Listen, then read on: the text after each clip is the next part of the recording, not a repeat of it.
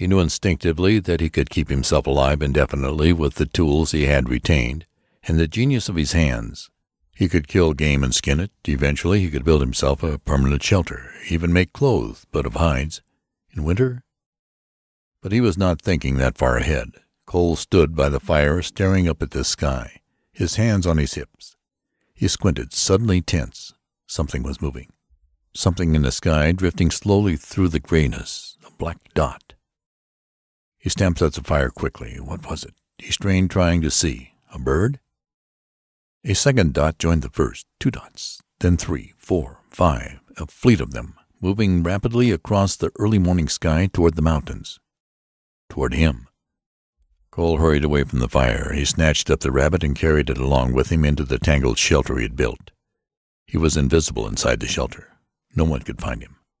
But if they had seen the fire... He crouched in the shelter, watching the dots grow larger. They were planes, all right. Black, wingless planes coming closer each moment. Now he could hear them, a faint, dull buzz increasing until the ground shook under him. The first plane dived. It dropped like a stone, swelling into a great black shape.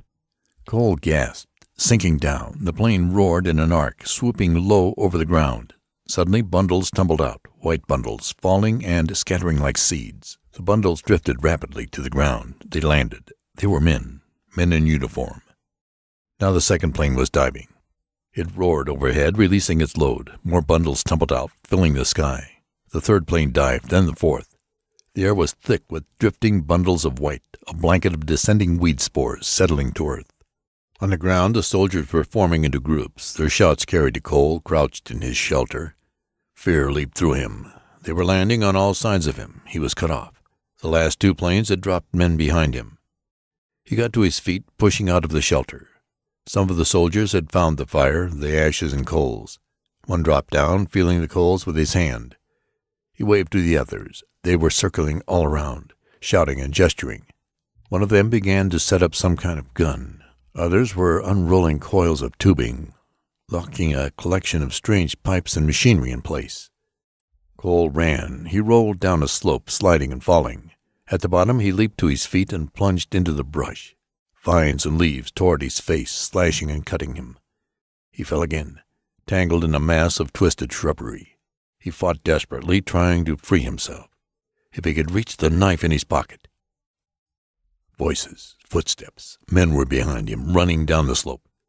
Cole struggled frantically, gasping and twisting, trying to pull loose. He strained, breaking the vines, clawing at them with his hands.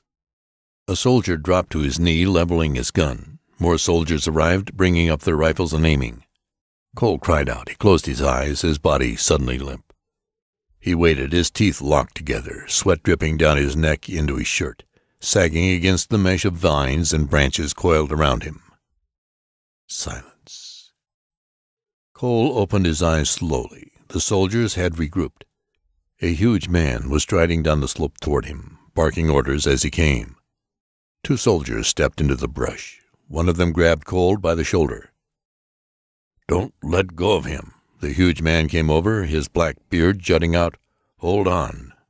Cole gasped for breath. He was caught. There was nothing he could do. More soldiers were pouring down into the gully, surrounding him on all sides. They studied him curiously, murmuring together. Cole shook his head wearily and said nothing. The huge man with the beard stood directly in front of him, his hands on his hips, looking him up and down. "Don't try to get away," the man said. "You can't get away. Do you understand?" Cole nodded. "All right, good." The man waved. Soldiers clamped metal bands around Cole's arms and wrists. The metal dug into his flesh, making him gasp with pain. More clamps around his legs. "Those stay there until you're out of here. A long way out." Where are you taking me?" Peter Sharikov studied the variable man for a moment before he answered. "Where?" "I'm taking you to my labs, under the Urals." He glanced suddenly up at the sky. "We better hurry. The security police will be starting their demolition attack in a few hours. We want to be a long way from here when that begins." Sharikov settled